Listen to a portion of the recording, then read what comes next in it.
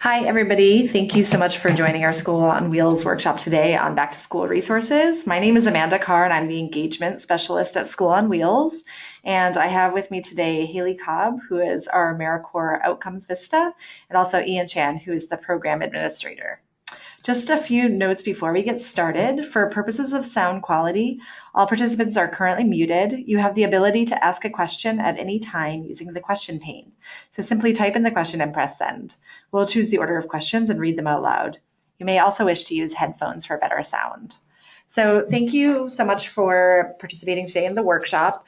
This is really a time when I'm going to walk you through a lot of the resources that we have available and take any questions. So if you have anything specific to your tutoring, if you're looking for any resources, this is the time to ask, and you can answer a question, ask a question at any time during the workshop. So just to get us started, the agenda for today, we're going to be going over resources and then some tips for getting started with the school year. So setting goals, getting organized, and then taking questions. One of the things I did want to point out, there are a couple changes for this upcoming school year. So these are the ones that I think are most relevant for our students, that they're finally going to be implementing the Common Core standards for history and science this year. So you're probably going to be seeing, if you work on this kind of homework with your student, you will be seeing some different strategies for teaching. So those strategies are, more analysis, more based on critical thinking than the kind of route memorization that a lot of students have done. It's not going to be so much of, memorizing every date associated with the Civil War. It's going to be doing an analysis, what are the causes of the Civil War, having students work in groups, thinking critically, collaborating with each other, and really requiring students to show a deeper understanding of these topics. So you might be seeing some, different kinds of homework, and I think really it's a good change, especially for these subjects, because it is requiring that critical thinking. And we'll talk a little bit more about some strategies for getting organized at the beginning of the school year. But if you do have any questions, let me know. We also just wanted to mention that these counties listed here are considered immigrant sanctuaries and safe zones. So that means that if you are working with an undocumented student, that these school districts have pledged to participate minimally with federal ICE investigators unless they have a warrant. So if they don't have a warrant, they're not allowed on school property. And I think that's just important to know. If your student is undocumented and has any questions about that, we can get you more resources on that. If you have a student in that circumstance, just let us know. Okay, so that's it for updates. Now, I know that we have a lot of resources on our website, and it can be a little overwhelming, and sometimes it's difficult to kind of know where to start. So I just wanted to spend a little time walking people through what we have available. So I'm just going to start by going to our website and looking at, so this is basically, I clicked this link, but you get here through volunteer resources, and then you have, these are the resources that we outline in our training. So the first page I wanted to bring your attention to was the tutoring resources and materials. So here we have listed, and this bar will take you to any one of these categories. So if you're looking for math tutoring, for example, if you're looking for more information on Common Core, if you're looking for stuff about general tips, I think that these links down here are really helpful for trauma and behavior management, also for general tips. I think that this approaches to tutoring one, if you're working with older students is really good. We also have this new section down here with tutor guides. So this is an outline. All of these are different, representing different kinds of shelters. So if you're starting at a domestic violence shelter and you want to know a little bit more about best practices and some tutoring tips, you can just check out this link. And we are actually going to be making these into online modules, so that it will be like a video recording probably within the next few months. Also, we have our general safety procedures here and our volunteer handbook. So this is something that I think sometimes people forget about, but we do have a volunteer handbook and we just revised it, and it's really helpful to kind of look through. It's not very long, but just to glance through it and just familiarize yourself with some of our policies. So that's the tutoring resources and materials page. I also wanted to go back to our academic program. Haley's going to be talking a little bit more about our academic program resources, but just to point out there that we do have the academic program, and she's going to be talking about the assessments in a moment. I want to mention our bus program. We've recently added some academic materials to the bus program. So even though it's a lot of mentoring activities here, you can see these are all based for older students in 8th through 12th grade.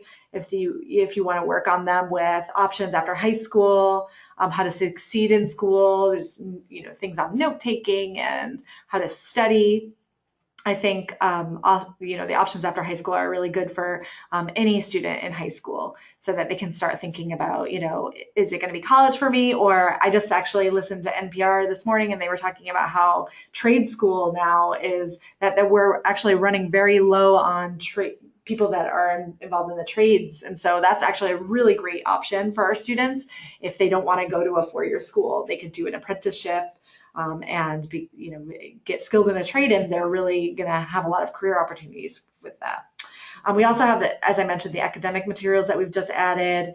I wanted to bring your attention to this page, the supplementary resources page, because it has some kind of like more fun brain teasers and logic puzzles type things, but also some really interesting exercises that the Anti-Defamation League has put together. So the civics and politics section, they have some really great lesson plans that are already created for you, that if you think your students would be interested in, talking about fake news, talking about the First Amendment, they have a ton of different materials on their website, and these will all link to their website. You can check those out, and they're for different grades. So these ones are for older students, but they're also lesson plans on that website, the Anti-Defamation League website, for elementary school students and middle school students.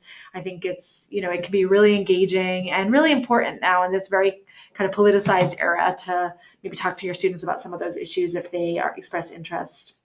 We also have this section for no homework day activities. So we're adding things to this. If you do have some fun activities that you've done, please send them in to me, and we can get them up on the website and also share them on our Facebook Tutor Corner. So just something to be aware of. There's this handout here, what to do when there's no homework. This can be really great for group homes, but also you can modify these for one-on-one tutoring. So you can do things like a mock trial, logic puzzle, custom ownership exercise. Anyway, this will give you some good ideas if you have if you have some students that are not always, if they don't always have homework, or you're looking for something to do with your student that's in supplement to their homework. I really liked this PDF I found, and it's really for teaching like a larger class, but really any of these prompts, probably about 90% of them could be adapted to a tutoring one-on-one situation. So like this idea of this picture prompt shows students an image with no explanation, and just have them think about, what could this image be? I've done this with my student that I used to tutor, and we would look at classic photographs, and she would kind of say, oh, I think, this is, I would show her pictures of those old Dust Bowl photos, and, this is a woman who's, had a lot of hardship or whatever. And, she would kind of ad lib all of these clues from the picture. And then at the end, we would look up the real, what the real picture was, and we would learn about that kind of historical moment. And she was really interested in it. She loved doing this. So if you're really struggling sometimes to think about stuff outside of the box from just homework, you can take a look at this list. And there's 101 different strategies. So not all of them will be relevant, but some of them definitely will. Okay, so there's that. We're going to talk about digital learning in a second. I also wanted to bring your attention to our Ask a Tutor page. So Ask a Tutor is a blog post that we do every month. We have a tutor submit a question, and then we have a group of tutors that answer the questions, and then we post their answers on here.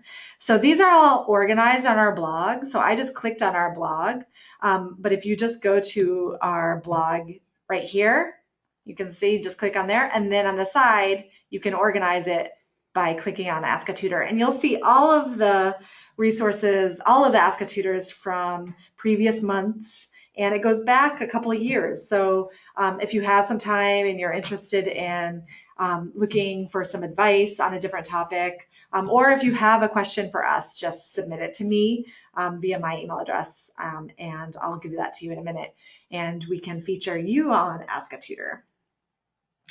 Another thing that we have as a great resource for tutors is our Tutor Corner. If you're not a member, you can just let us know and we will add you. It's a private Facebook group.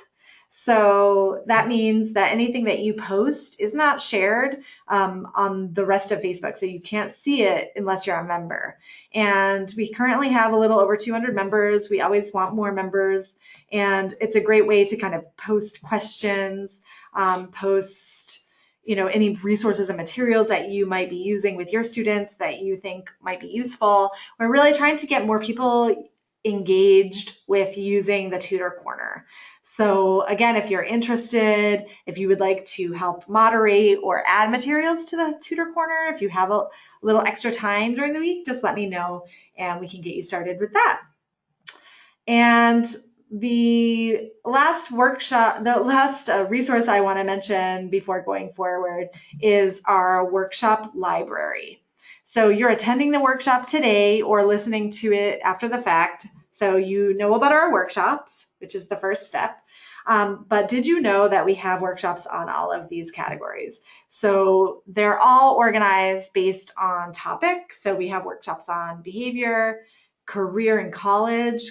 We have Career Month coming up in October, so that's a good thing to be aware of. We have math workshops, workshops on trauma, and tutoring tips. So just check those out if you have any questions. Sometimes, behavior motivation is one of our most asked about topics. So if you do have an hour here and there, maybe you have a commute to work, you can listen to a workshop then and log that as a tutoring hour. And if you do have any ideas for workshops you'd like to see, we would love to hear that from you as well. So those are some of our general workshop or general materials. And now I'm going to go back to the presentation. And sorry, here I just working. All right. So some of our resources. Now Haley is on and she's going to talk a little bit about our assessments. Haley? Hi, thanks, Amanda. So yeah, I'm going to go a little bit briefly into our assessments that we have. They're all available on the School on Wheels website, and you can also get paper copies from your regional coordinator that you work with. We have assessments available for kindergarten through 7th grade in ELA and math. These are designed to be pre and post assessments so that you administer the assessment with your student when you first start working with them, and then administer a post assessment about 8 to 12 weeks later, so around 2.5 to 3 months after you've been working with them, to see what kind of progress they've made. These assessments contain 15 items from Common Core practice tests. So these items directly relate to fundamental and basic Common Core standards. Each test covers 3 grades. So there are 5 items per grade, and they're designed this way because we know that our students typically demonstrate significant gaps in their learning. And since these Common Core standards that we have on the tests reflect fundamental skills, we want to make sure that each student, even if they're in the 3rd grade, that they have covered the fundamental Common Core standards from 1st grade and 2nd grade before we get them to go over what they need to learn in 3rd grade. This is a really great tool to use when you first start working with your students so that you, as the tutor, can focus your efforts to make sure that any gaps in the student's learning are really covered. Not only does it help you as the tutor, it helps the student focus on what they need to learn, and it helps School on Wheels figure out what resources we need to develop. And speaking of that, we are working on creating some worksheets that are directly related to the test questions that we have on these pre and post assessments. Again, they're all available online through Google Forms, and you can also get paper versions from your student or from your regional coordinator, sorry. That pretty much covers the assessments. Okay, great. And so now Ian is going to talk a little bit about Khan Academy. Awesome. So just to go off what Haley just mentioned, when you complete that assessment online, you're going to get you're going to get an email straight away with your results. On there, we'll have a bunch of Common Core standards that your student will need to work on. And the great thing about Khan Academy is that you can search those Common Core standards right on in the program, and you'll be able to get resources from there. So I'm going to go ahead and show you that. So once you get that email, just copy and paste that Common Core standard. So I'm going to put in one that I found. So it's 30A1. So that's 3rd grade operations and algebraic linking. So once you search that up, you can search for resources. Khan Academy has videos you can watch with your student, but also has questions that you can do with your student. So that helps. You don't have to prepare for your session. You don't have to print out materials. You can access this on the computer or on your smartphone. And it's really easy to use. We have a lot of tutors that use it, and they really say that they enjoy using it with their student. Their students love using the computers as well. Okay, great. So I would definitely recommend checking out Khan Academy. And if you have any questions about how to sign up, you can just email me or Ian, and we can get you set up. We have it right on our website under our digital learning. So I'll just show you where to go for that. If you go to our website and then go to our programs and digital learning, then you will find Khan Academy right here, and you can sign your student up. It's important to sign the student up via our link, because then we can kind of track their progress, and then we know that they're using it. And it's just, if you sign up on your own, then that will be for you, but it's good for our organization just to kind of know how your student's doing and all of that. So great. So the next thing we are so again, ask questions. If you have any questions about any of these things, feel free to type them in.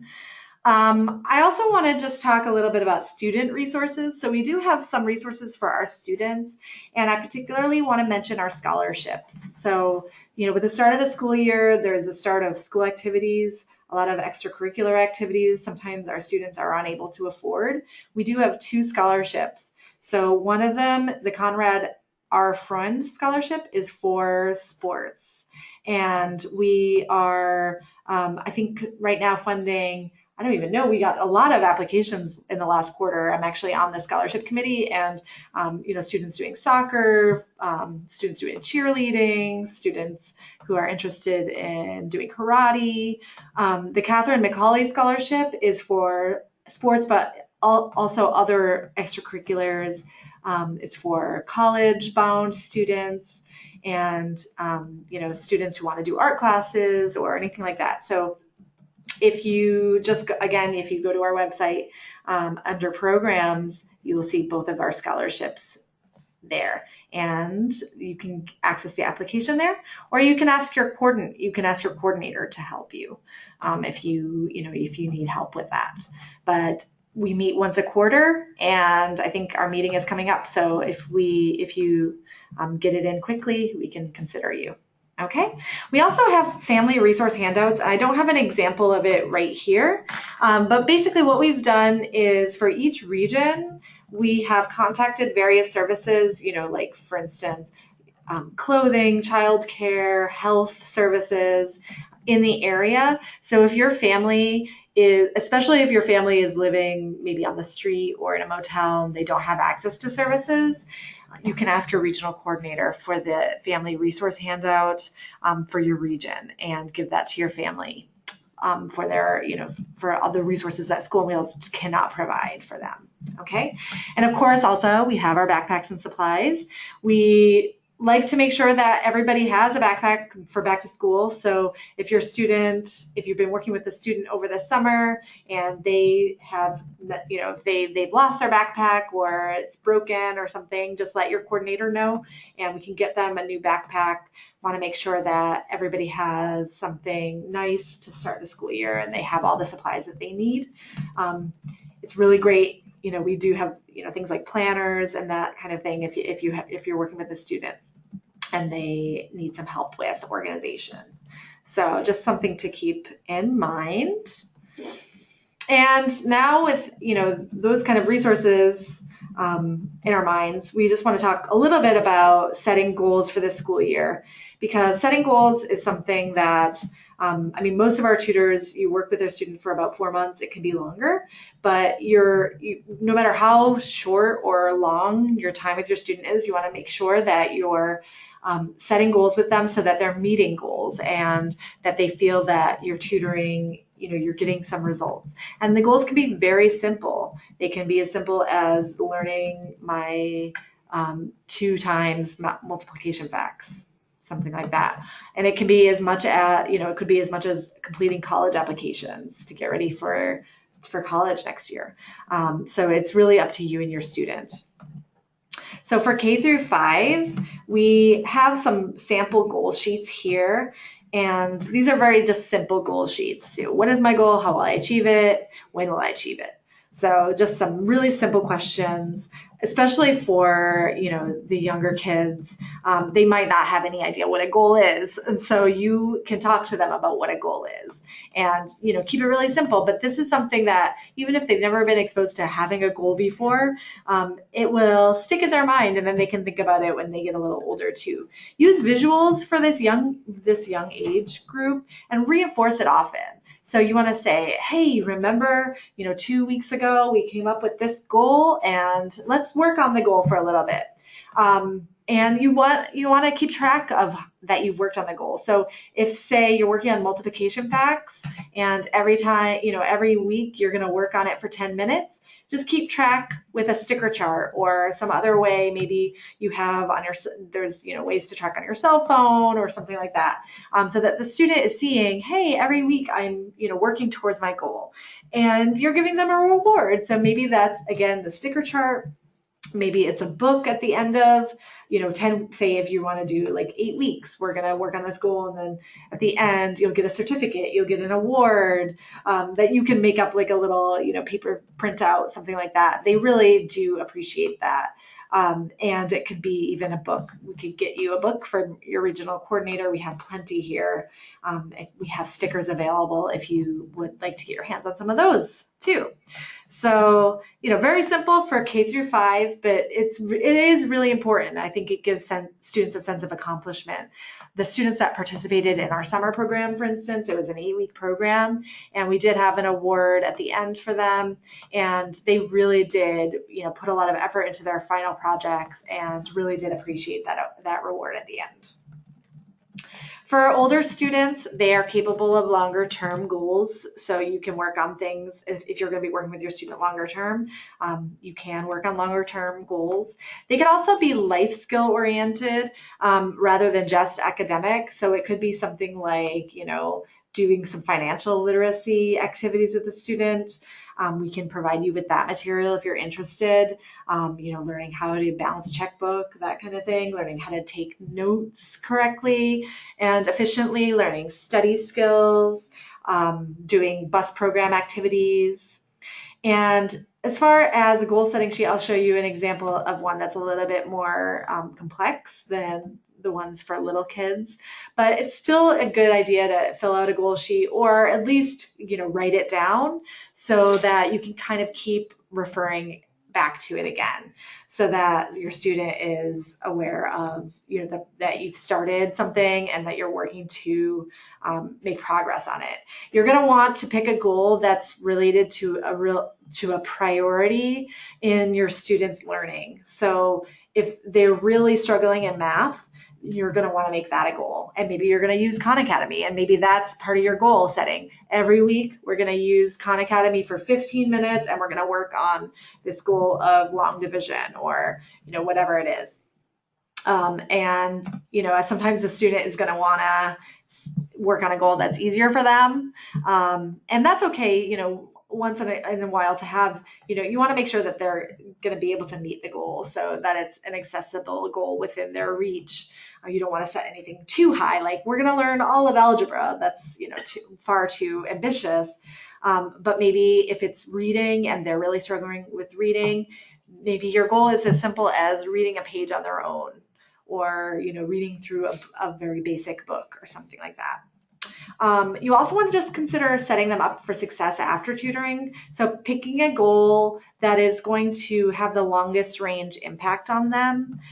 It probably would be related to a topic that they're struggling in that is going to have an impact after the fact. So getting those basic reading skills and basic math skills is much more important than doing homework and focusing on a kind of weekly homework assignment that they probably couldn't do on their own. You want to make sure that you're focusing on skills that they need so that they can complete their homework on their own. Okay, so here's an example of a SMART goal setting sheet. So the goals are specific, they're measurable, they're achievable, as I mentioned, that they're relevant, and they're time bound. Okay, so you can kind of see the questions there. It's very easy to find these sheets. All you have to do is Google goal sheet for high school, goal sheet for middle school, and you're going to find a whole bunch of different examples online that you could print out. And I'm happy to send you some if you're interested. For grades 10 through 12, just, think to focus more on life skills, writing a resume, asking for letters of recommendation. That's something that students are going to need, whether, it's for a trade program, for a college program. Working on emailing etiquette for teachers and employers. This is something that I used to teach college. I'll give a little anecdote. And I used to teach freshman writing.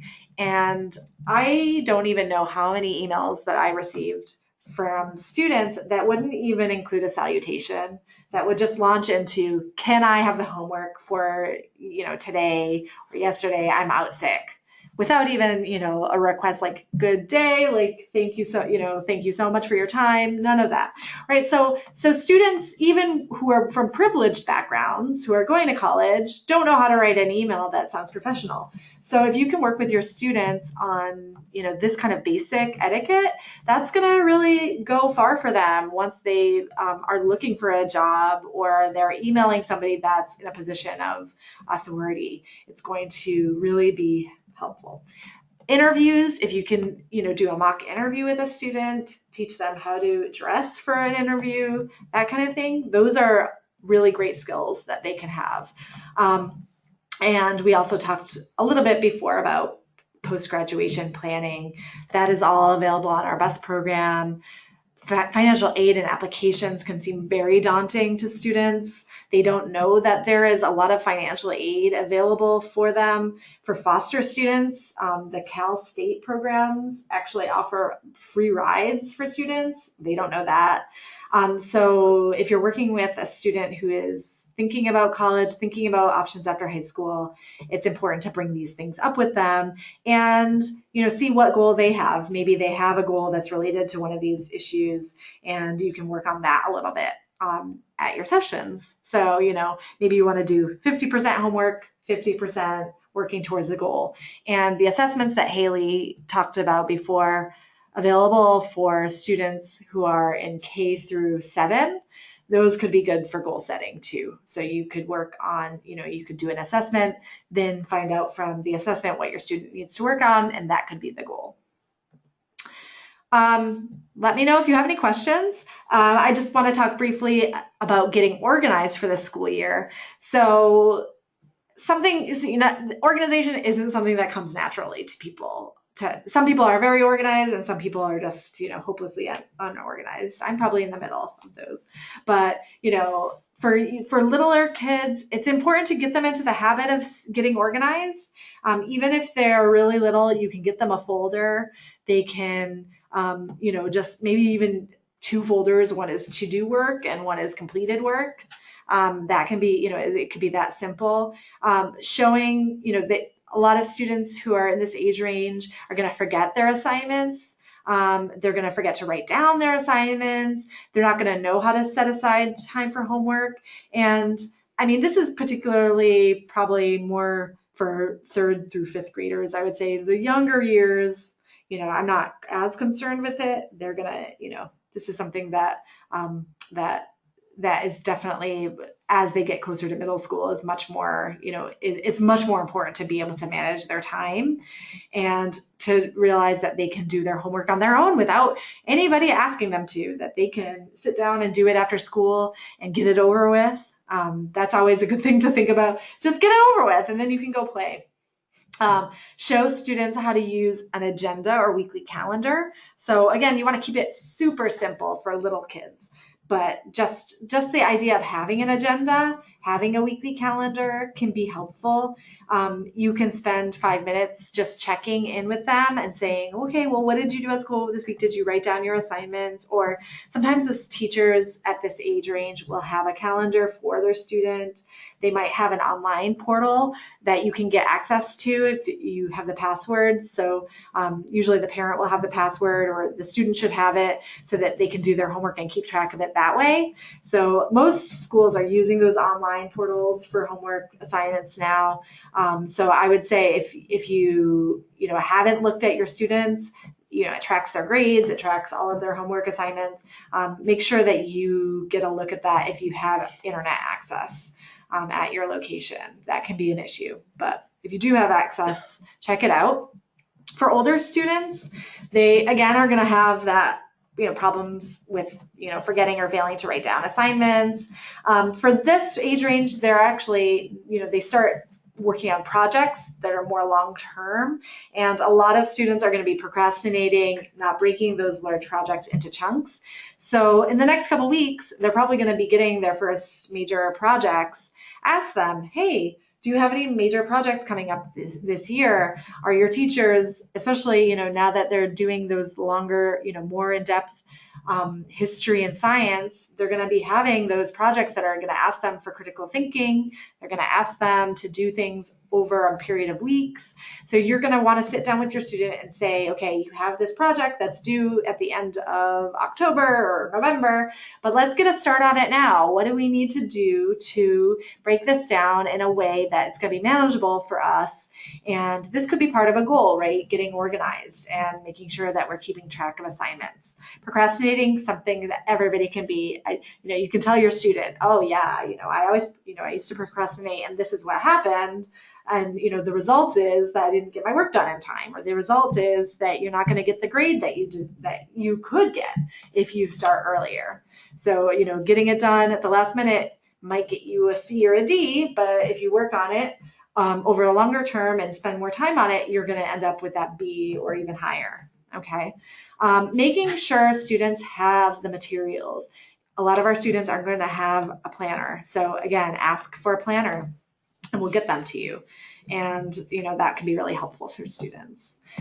So again, school supplies, some students might be transitioning from one school to another. So they might be moving between, I think the biggest one is probably between middle school and high school. It can be very challenging to start high school, especially when you don't know people. If your student has recently moved and enrolled in a new school district, that can be really scary, and they might not want to talk about it, but it's probably on their mind, and it might be something you can just even bring up, like, hey, how's it going, like, at the new school? Is have you found everything, have you found your teachers, your classes okay, like everything going well? And they might just break down and say, oh my god, I don't know how to get, like, I don't have enough time to get to this place, or I didn't know like how to find my locker or something like that, they might have an issue that you can help them with.